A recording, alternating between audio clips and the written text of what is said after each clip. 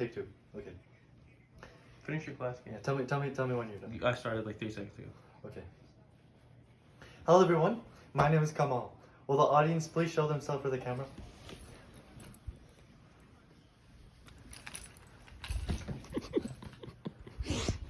Thank you. So what single cellular process provides this entire world with over 80% of its energy? Is it nuclear power plants? Is it giant windmills? Or perhaps the very heat of the core of the planet Earth itself, geothermal plants? No. None. 9. It is photosynthesis, as substantiated by global primary energy statistics. With this presentation, my goals are to educate you of the 2 major steps of photosynthesis. Now, before we move into that, I should tell you, why should you listen to me? Now, I'm majoring in biological sciences, and in my free time I also like to study biochemistry and organic chemistry as well. And in preparation for this presentation, I've spent about 4 hours doing research. So I should have a solid grasp and understanding of biochemical processes. So what's in it for you? Why should you care? Why should you listen? Well, worldwide problems like deforestation and climate change are due to a gas called carbon dioxide building up in our atmosphere. This negatively impacts us and makes the entire Earth a less habitable place for us to live. Understanding the processes that underlie photosynthesis will allow you to understand why plants are so crucial to ensure that the Earth doesn't go down this path of destruction that climate change and deforestation are leading us to.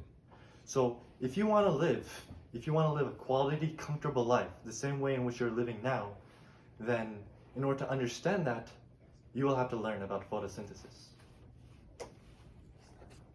By the end of this presentation, you should be able to defend the importance of botanical life.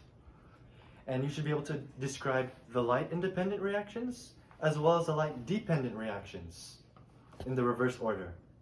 And you should be able to attribute the chemical yield of photosynthesis to its effect on its environment. Importance and overview. Before we move into the 2 major steps, I have to talk to you about this.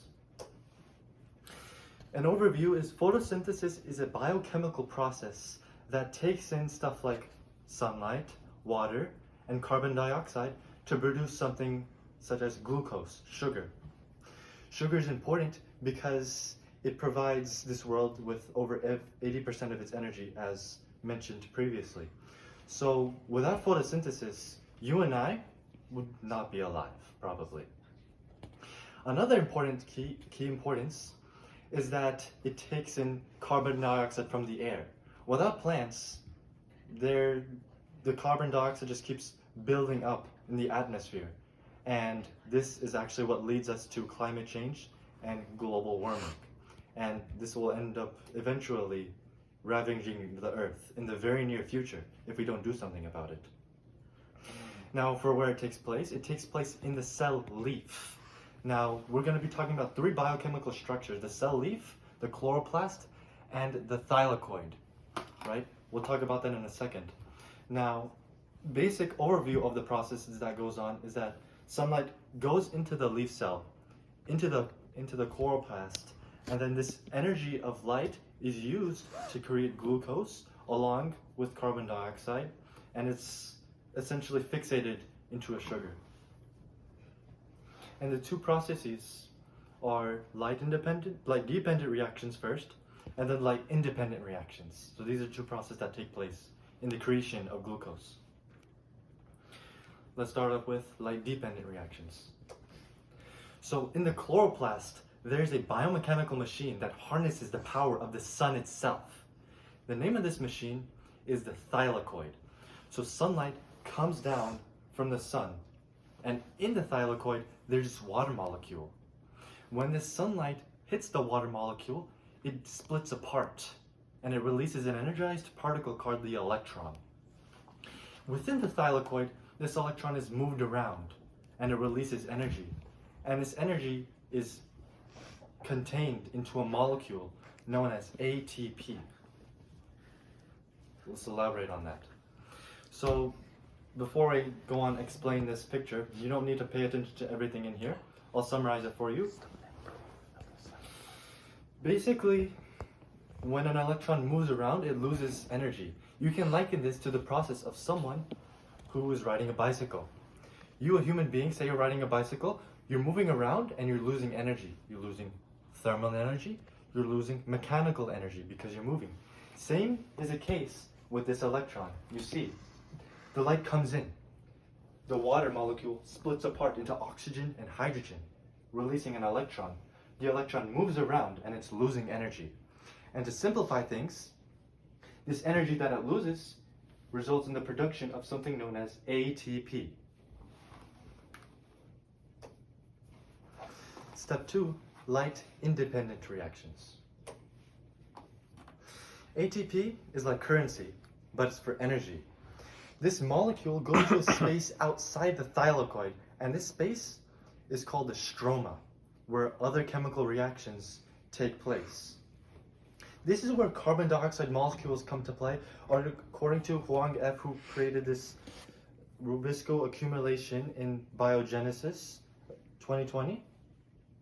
And in this place, these carbon dioxide molecules come and they join something called the Calvin cycle. You don't need to know all the details.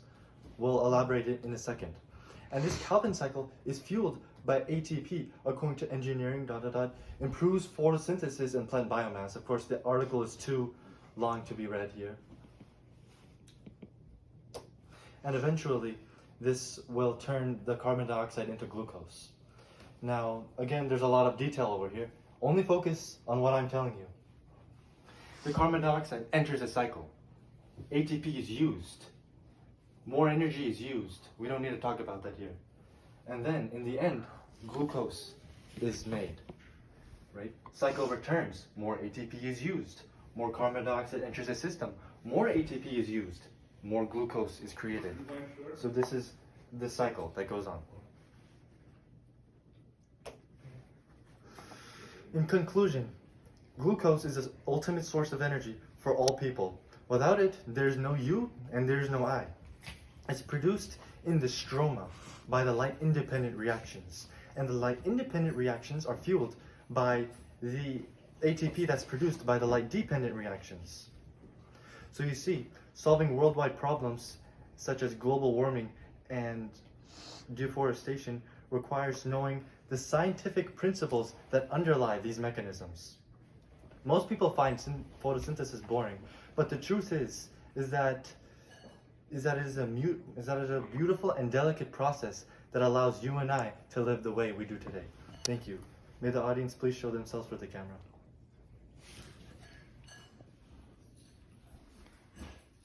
Any questions? How many Krebs cycles does it take to produce one glucose? Bruce, how many peptides? It's 2. No, it's 6 total. But like in every cycle, right? Mm-hmm. There's an intermediate chemical that's produced, and it takes 2 of these chemicals to create glucose. So the total is actually 6. Yeah, I agree with that. 6 or 7? No, 6 only. Yeah, I actually have a question. It's a very nice shirt, but where'd you get it from? Yeah, so I got it from you. Thank you so much. Yeah. You're welcome. Yeah. I have another Where question. it goes, where it's good, right? So how does the inner of the stroma help with the production of photosynthesis? So the insides of the stroma helps with Yeah. It's just the medium where the chemical reaction takes place. Oh, we got another question right here. So I mean, how can I use photosynthesis to help me my daily life? Because you're trying to make it seem as a very important thing. So like, do I need to implement this in my life? So you don't use photosynthesis. The plants use photosynthesis. So I need to be more careful with the plants and You don't need to be careful with the plants. But- you need to defend botanical life, right? defend the plants. Okay. Right, like some And people. understand what they're trying to do, and tell people plants how are trying important to it is, like how important it is to the plants.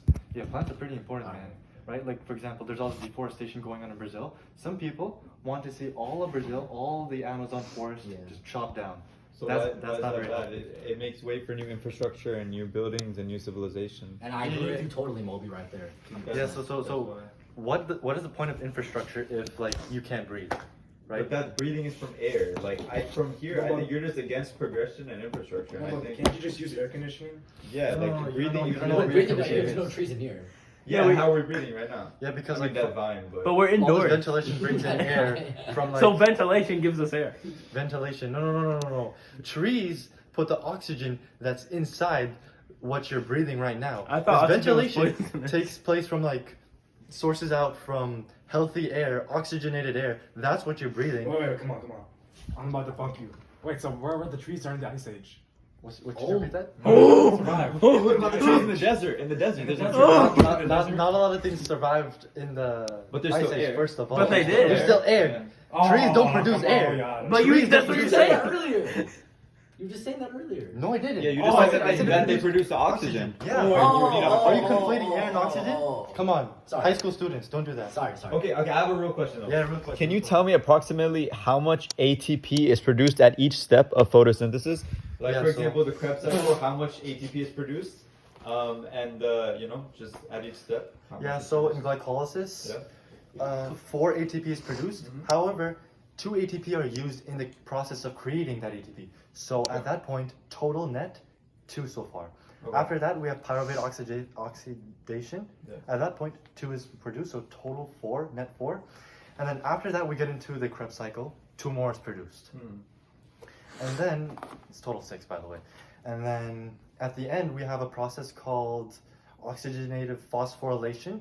This is where like the ETC and the proton pumping is going on, all that complicated stuff. This ends up resulting to about 28 to 32 ATP. And then when you add in all the other like 6 ATP that was produced in the rest of the cellular respiration, that ends up to about 38 ATP. What about in like anaerobic, like without the oxygen? What's that? What about with the non-oxygen plants? How much So- ATP is produced there? So I think all plants use oxygen. I don't know what you mean by Oh, non-oxygen there's one- plants. there's Are you like- talking about fermentation? No, there's like so that one produces 28 to 32. Yeah, anaerobic. Respiration. Yeah, Anaerobic so Which not I don't not think is not a lot of ATP is produced. It's like 2 to 3, 6 Yeah, to 7, I think about like 2 to 3. around 6 to 7. 6 Oh to wait, so 7. you said 6 or 7? No, I didn't say 6 or 7. Oh, okay. So I actually have a follow-up question on Yeah, that. follow, yeah. So I was just wondering which step of photosynthesis produces the most carbon dioxide, and how much carbon dioxide is that? So photosynthesis doesn't actually produce carbon Oh, dioxide. I it meant- uses carbon I meant, dioxide. um, cellular respiration. Yeah. Yeah, so cellular respiration, it actually just breaks down the glucose that comes in, and then the other like carbon dioxide molecules, they go back to the chloroplast. So what is carbon dioxide? So carbon dioxide is a gas, right? Are you breathe it dragging out. it now? Alright, you're dragging it. Yeah, you're dragging it It down. was an actual question, yo. So I carbon failed dioxide, chemistry. it contains 1 carbon atom and 2 oxygen atoms.